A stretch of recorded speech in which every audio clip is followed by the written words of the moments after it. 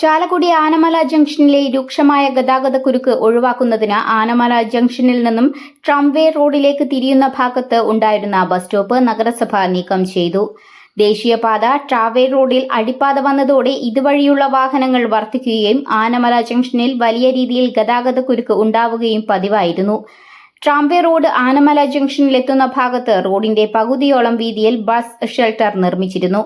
North bus stand പ്രവർത്തനം ആരംഭിക്കുന്നതിന്റെ ഭാഗമായി ഇരിങ്ങാലക്കുട ഭാഗത്തേക്ക് പോകുന്ന ബസ്സുകൾക്ക് സ്റ്റാൻഡിൽ കയറാതെ ആളുകളെ കയറ്റുന്നതിനുള്ള സൗകര്യത്തിനാണ് ഇവിടെ ബസ് ഷെൽട്ടർ നിർമ്മിച്ചത്.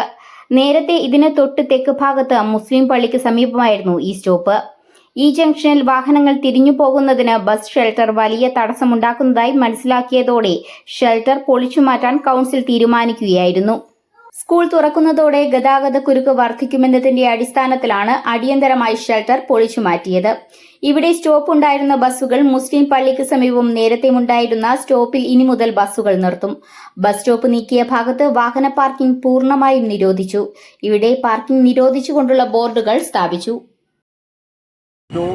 വികസിച്ചു വരുന്ന ഏറ്റവും തിരക്കേറിയ ഒരു പ്രദേശമായിട്ട് നമ്മുടെ ആനമല ജംഗ്ഷൻ മാറി എന്നുള്ളത് നമുക്ക് എല്ലാവർക്കും അറിയാം.